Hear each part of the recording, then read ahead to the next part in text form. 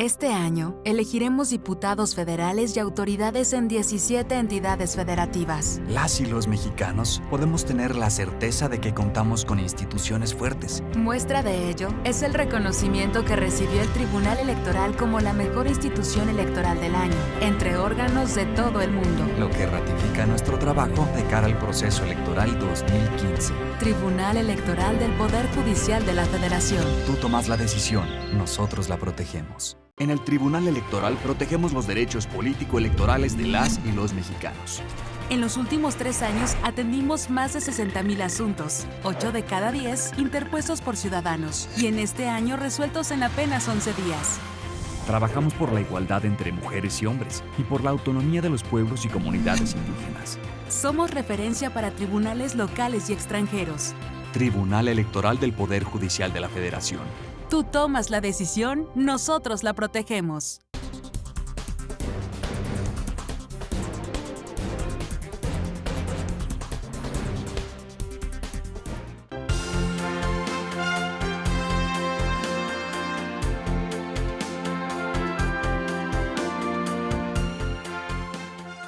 Yo soy Eduardo Alcalá y les doy la bienvenida a Aporte Global, el espacio informativo donde conocerás más sobre la labor del Tribunal Electoral del Poder Judicial de la Federación en el mundo.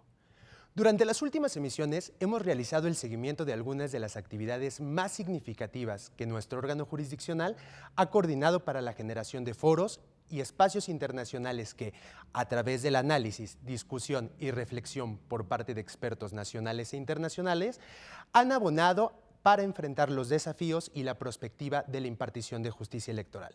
Así, acompañamos la participación de nuestras magistradas y magistrados en las mesas de trabajo de la 6ª Conferencia Iberoamericana sobre Justicia Electoral, en donde se abordaron las contribuciones de la justicia electoral a la protección de los derechos políticos de los grupos en situación de vulnerabilidad y a la igualdad de género, las estrategias para fortalecer la labor jurisdiccional, así como la importancia de la transparencia como principio judicial fundamental. Han transcurrido 5 años desde que se celebrara la primera conferencia de Santo Domingo, que vio nacer una fructífera tradición de intercambio de conocimientos y experiencias, con el afán de traducirnos en incentivos para el mejoramiento de nuestras prácticas democráticas. La celebración de este evento internacional no puede ser más oportuna para México. Nos encontramos en los albores de una profunda renovación del sistema político electoral y frente al reto que nos plantea el proceso electivo que iniciará el próximo mes de octubre.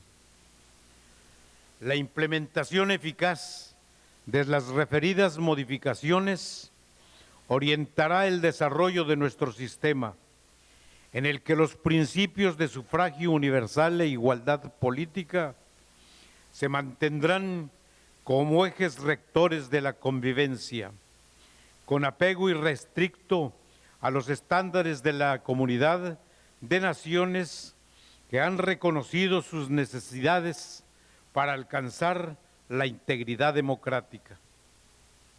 No menos oportuno resulta esta magna conferencia para la comunidad iberoamericana, porque si algo nos han enseñado estos encuentros es que las experiencias nacionales enriquecen la reflexión regional y redundan en un aprendizaje colectivo. ¿Cuál es el papel de un juez constitucional en una democracia absolutamente consolidada? No sé si aquí estemos los panelistas de algunas naciones que tengan democracias absolutamente consolidadas. Eso es algo que ustedes saben mucho mejor que yo, pero ese no es el tema. Fundamentalmente creo que este es el debate que yo les quiero proponer a partir de la independencia judicial. Y creo que el papel de un juez electoral en una democracia en ciernes es pues favorecer a su consolidación. Este es el verdadero rol de un juez. ¿Cómo hacemos para generar democracia y una vez generarla a través de nuestra jurisprudencia, nuestros criterios de interpretación, hacer que prevalezca la democracia? En muchos países de la región, permítanme ponerlo en estos términos, observamos la complejidad que representa la preservación de los estándares democráticos, la preservación de las instituciones democráticas y, por lo tanto, la preservación de las figuras democráticas o de las decisiones democráticas que tomamos en la región. Y creo que nuestro papel es preservar a toda costa la democracia, pero ¿cómo se preserva la democracia? Es un tema que se dice fácil y que es muy complejo, y es de lo que yo quiero reflexionar solo unos minutos con ustedes. Creo que el otro papel que tenemos los jueces electorales en nuestros sistemas constitucionales es cerrar la brecha entre la sociedad y la judicatura. Eso creo que también es fundamental. Escuchaba con mucha atención al representante de Santa Lucía y creo que él nos hace un llamado a este segundo posicionamiento de la función de los jueces electorales, que es cerrar la brecha entre la sociedad y la judicatura, concretamente cerrar la brecha entre sociedad y justicia. Si no, creo que nuestro debate, pues desde el nivel teórico, puede ser extraordinario. Hay países que tienen unas prosas constitucionales en materia de protección de derechos humanos que son verdaderamente envidiables. Hay países que tienen unas prosas en materia de desempeño orgánico del Estado envidiables, pero pues si no tienen jueces constitucionales que peleen día a día por la preservación de independencia e imparcialidad judicial, pues creo que la prosa constitucional pues nos queda muchísimo a deber. También seguimos los trabajos realizados en el segundo diálogo por la ética judicial electoral y conocimos las propuestas para el diseño de indicadores que contribuyan al monitoreo de los principios éticos que acompañan el quehacer jurisdiccional electoral. Queremos saber cómo estamos haciendo nuestro trabajo dentro de un tribunal, dónde están las fortalezas, dónde están las debilidades. Estamos reconociendo todos los principios éticos en la práctica, hay algunos problemas obvios. O sea, esto es información que es útil para monitorear el trabajo que uno está haciendo. Uno tiene en ciertos países códigos electorales, eso un poco, queremos implementar, actuar de acuerdo a estos principios. Acá estamos haciendo un monitoreo, nos está yendo bien, donde tenemos que trabajar más, donde ya hemos hecho varios avances. O sea, yo creo que la información que se va a recabar es muy útil para el trabajo interno de los tribunales electorales. Esto es una decisión que tiene que incorporarse en cada tribunal para saber cómo vamos a usar esto como un mecanismo de retroalimentación en nuestro trabajo. Otro uso que creo que es algo que es más importante en términos de comparación, qué es lo que hacen en un país, en otro país, es teniendo la información sobre los distintos países y teniendo la metodología, entonces es comparable esta información, es ver cuáles son las mejores prácticas que tenemos en la región. O sea, uno puede destilar de la información que se recaba por medio de los cuestionarios, decir, bueno, un ideal que no se da en ningún país, que digamos, pero que se da para el conjunto de los países, sería estas cosas.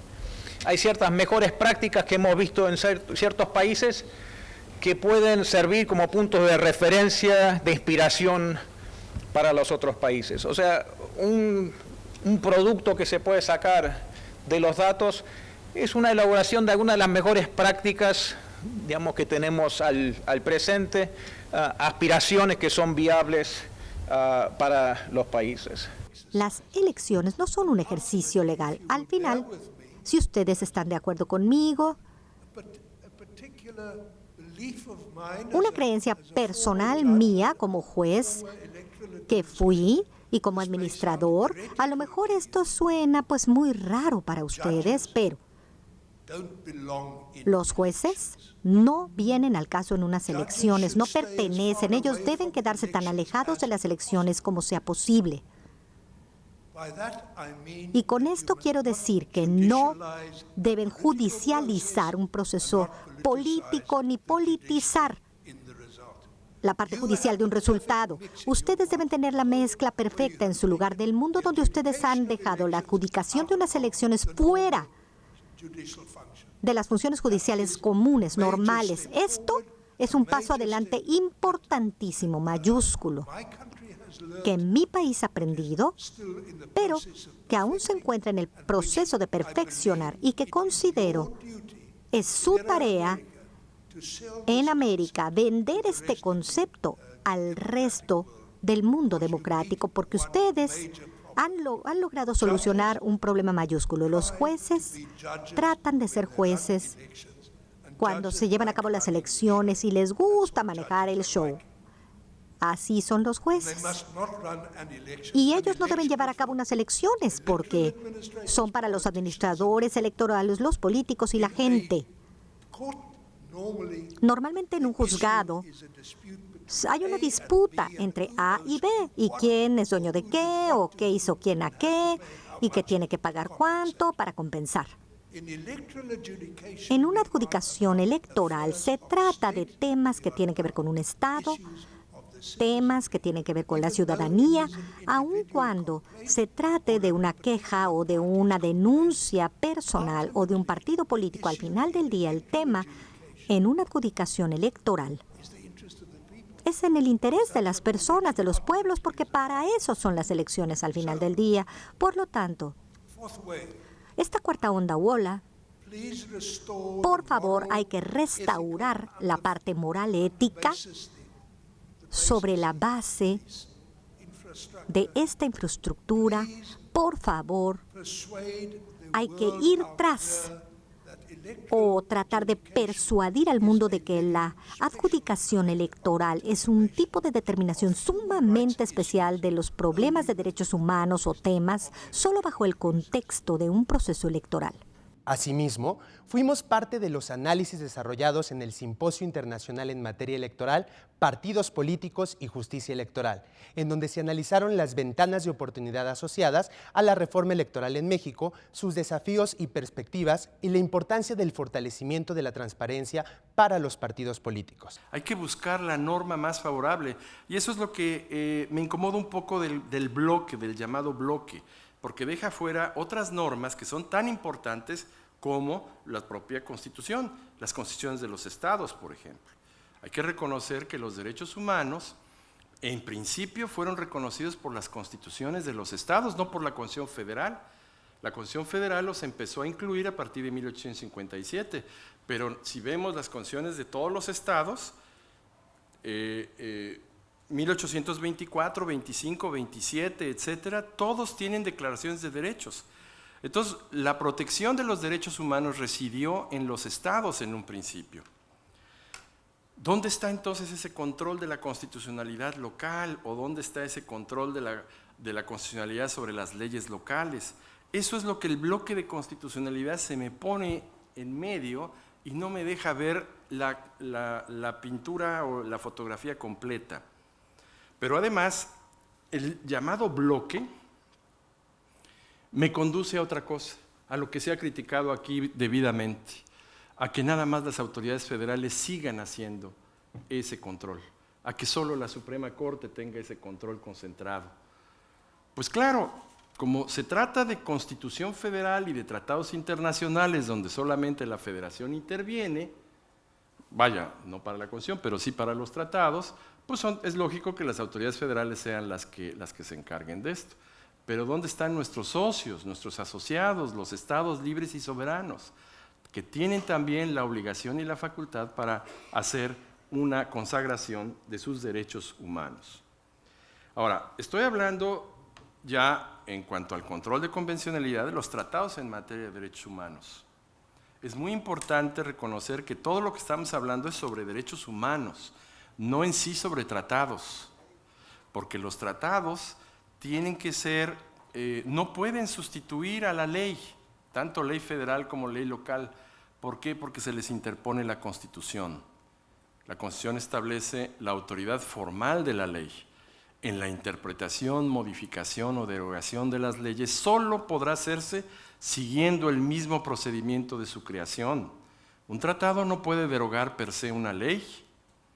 La Constitución americana le deja todo a los estados, excepto lo que esté específicamente establecido. Es decir, Usted no va a ver leyes federales de familia, usted no va a ver leyes federales de contratos, excepto los contratos con el gobierno federal. Usted no va a ver leyes de herencia, usted no va a ver leyes de movimientos de tierra, usted no va a ver ningún tipo de ley, excepto una ley que esté anclada en la Constitución de los Estados Unidos. Y en cuanto a elecciones concierne y todo lo relacionado a elecciones, el que decide todo es el Estado en particular. ¿Y por qué? Porque después de todo son 2 puestos nada más los que hay que se eligen en una elección estatal, el del presidente y el vicepresidente. El resto de los puestos, el senador que va a representar en el proceso federal viene de ese estado. Los representantes que van a estar ahí vienen de ese estado. Senadores y representantes en el asunto federal. Ahora, el resto de esa papeleta es totalmente estatal. Totalmente estatal. Senadores estatales, gobernadores estatales, alcaldes, asambleas municipales. Así que lo que por casualidad resultó de la 10ª enmienda que se redactó en 1791, lo que casualmente resultó de la 10ª enmienda de que todo lo que no esté en la Constitución es derecho de los estados, para elecciones, nos parece que es correcto. También celebramos con nuestra institución los 5 premios electorales internacionales que recibió recientemente como Autoridad Electoral del Año y como Institución Electoral del Año, así como por sus trabajos realizados en materia de género, protección de derechos para las minorías y por su compromiso institucional. Entonces esto redimensiona el premio en sí. No es solamente la categoría específica en la que recibió el premio nuestro tribunal, sino también los competidores, la diversidad de competidores. Creo que es muy importante señalar que a pesar de que es apenas la 2ª edición de los premios, son los únicos premios especializados, los únicos premios en el mundo que entrega la comunidad electoral especializada a la comunidad electoral especializada. Esto significa que el jurado está también integrado por una diversidad de actores, entre los cuales se encuentran, por ejemplo, organizaciones de la sociedad civil como IFES en Estados Unidos. Su presidente, Bill Sweeney, fue uno de los integrantes del jurado. También estuvo Pierre Garron, de la Comisión de Venecia. Es un experto muy conocido entre la comunidad de constitucionalistas y especialistas en materia electoral en el mundo. Así como muchos otros representantes, por ejemplo, del Parlamento Europeo, de la Organización para la Seguridad y la Cooperación en Europa, y gente muy reconocida y con credenciales muy acreditadas para entregar estos premios. Esto significa que, insisto, es un honor que en la diversidad de actores que compitieron por estos premios, nuestro tribunal haya sido galardonado en 5 categorías. Se plantean una serie de antecedentes, lo cual significa que el premio se entrega a la labor que se ha acumulado y que deriva en un producto específico. Pongo un ejemplo muy concreto. En materia de equidad de género. Como sabes, nuestro tribunal ha sido galardonado en ocasiones anteriores también por sentencias específicas en materia de equidad de género. Y en esta ocasión se hace referencia a aquellas sentencias, pero se reconoce la labor de capacitación que se ha tenido con las comunidades en todo el país, comunidades indígenas, comunidades académicas, de distinta naturaleza, para promover la agenda en materia de equidad de género. Okay. Por otra parte, por ejemplo, en participación de las minorías, tenemos un trabajo muy intenso del Tribunal Electoral, en particular en los últimos 2 años, respecto a la agenda indígena. Esto significa trabajar en un esquema dialogante con los líderes de las comunidades indígenas para conocer mejor los sistemas normativos que rigen a dichas comunidades y armonizarlos con la legislación ordinaria.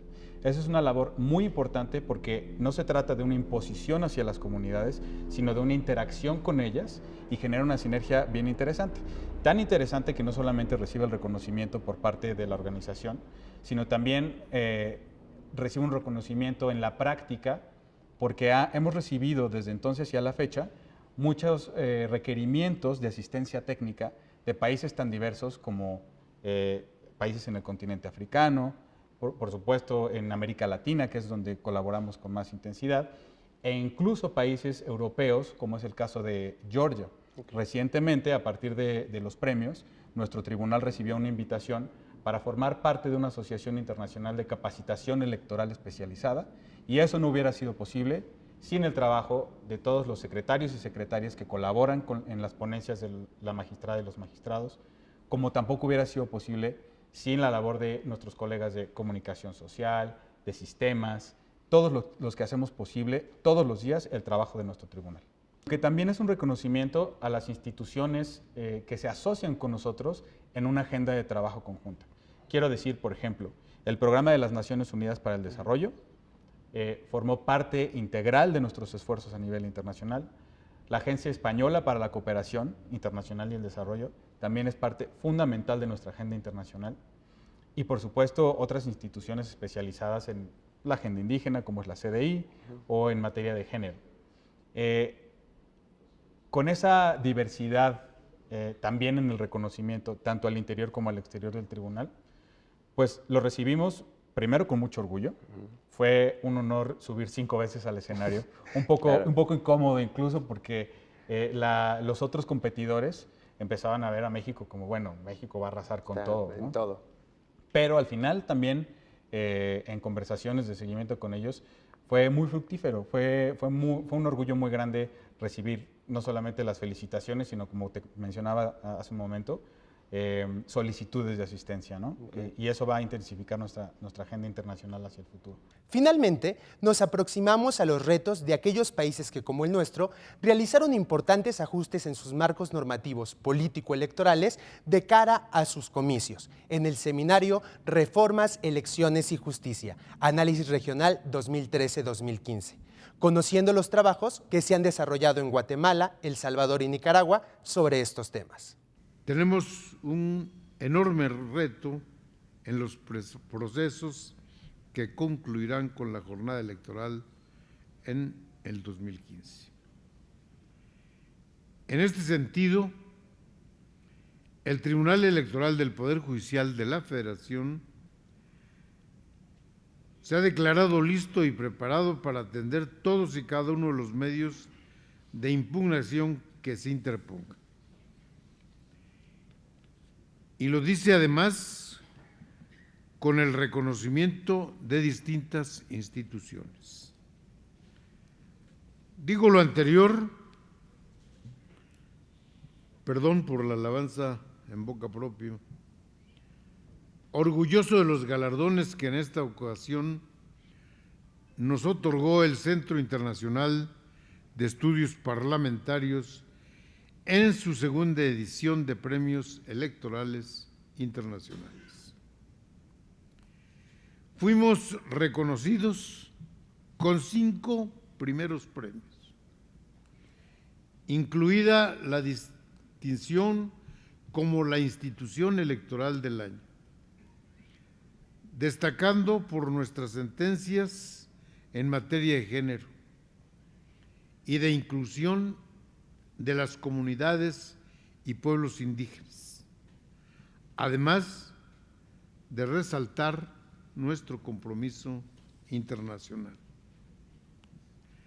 Por ello, es para mí un gran honor inaugurar este seminario en el que, a través del diálogo y de la deliberación, requisitos esenciales de la democracia, podremos construir puentes que nos acerquen a las mejores prácticas para la efectiva protección de los derechos político-electorales de todas y de todos. Esta es una oportunidad invaluable, pues contamos con la presencia de especialistas de Guatemala, El Salvador y Honduras, quienes participarán con nosotros sus experiencias en el ámbito de la administración e impartición de la justicia electoral. Déjenme darles algunas cifras, nada más, de los juicios que ha resuelto el tribunal más en concreto. Como Tribunal Constitucional podemos revisar la constitucionalidad y legalidad tanto de las elecciones que nos toca directamente conocer, como de la Autoridad Administrativa Electoral, el INE, antes IFE, de los tribunales locales, 32, y de los institutos electorales locales, 32, claro, a través de una cadena impugnativa, también de los partidos políticos, medios de comunicación y similares que vengan a esta jurisdicción si es que se viola algún derecho político electoral o tiene que ver con el resultado de las elecciones.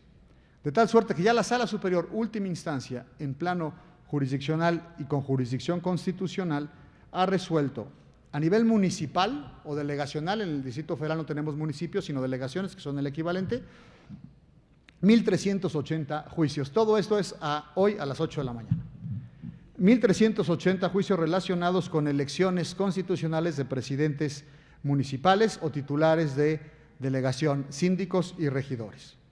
518 juicios relacionados con elecciones de comunidades indígenas, entre ellos a detalle como agentes de policía, presidentes de comunidad, acciones afirmativas, coordinadores territoriales o comisarios municipales, cargos que no existen en la nomenclatura de los otros municipios del país. Tenemos 2.445, alrededor de 500 son de comunidades indígenas.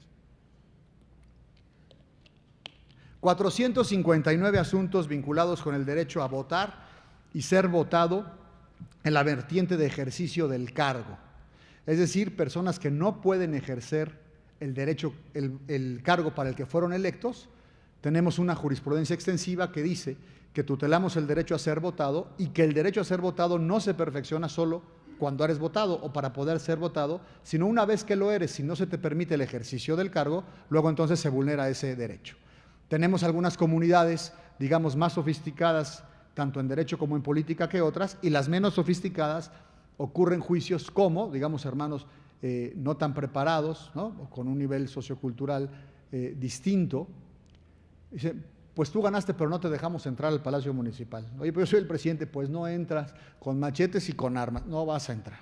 Entonces, viene y, digamos, hemos resuelto asuntos de ese calado. O un presidente municipal que dice, no le voy a pagar al síndico o al regidor, y manda un oficio y le descuentan el salario. Vienen con nosotros y lo hemos resuelto en repetidas ocasiones. Hasta ya hemos entrado. 252 asuntos vinculados con órganos municipales de los partidos políticos nacionales. Y miren ustedes, los conflictos de órganos municipales de partido van primero al Instituto Electoral, en su caso al tribunal, en su caso a la sala regional, y para que lleguen a la sala superior es porque ya hay una violación de derechos fundamentales. Estoy hablando nada más de jurisdicción constitucional electoral. Pero este 2015, en el marco del proceso electoral en México, nuestro Tribunal Electoral tiene programadas una serie de actividades internacionales que buscan contribuir, a partir de la reflexión de diversos temas, a la importante labor de salvaguardar la integridad de las elecciones. Por ejemplo, acompañaremos a nuestras magistradas y magistrados electorales durante el Seminario Internacional El Pluralismo Jurídico, la experiencia de los jueces tradicionales y la justicia electoral, en el mes de abril, que tiene como propósito adquirir mayor conocimiento sobre el trabajo que están realizando los jueces tradicionales, los jueces de paz, así como las autoridades indígenas, mediante los sistemas de justicia tradicional en las diversas entidades de la República. También haremos un seguimiento detallado de las diversas tareas asociadas al programa de visitantes extranjeros para la observación electoral durante el mes de junio, en el marco de la celebración de los comicios más grandes de la historia de nuestro país, ya que en esta ocasión se votará por 2.159 cargos de elección popular. Estos son algunos de los eventos internacionales en los que nuestra institución estará participando con su activa agenda electoral en este año, y próximamente les estaremos dando cuenta de ello. Los invito a que continúen siguiéndonos en Aporte Global, que se transmite por Plataforma Electoral, el canal de televisión por Internet del Tribunal Electoral del Poder Judicial de la Federación, donde tú tienes mucho que ver.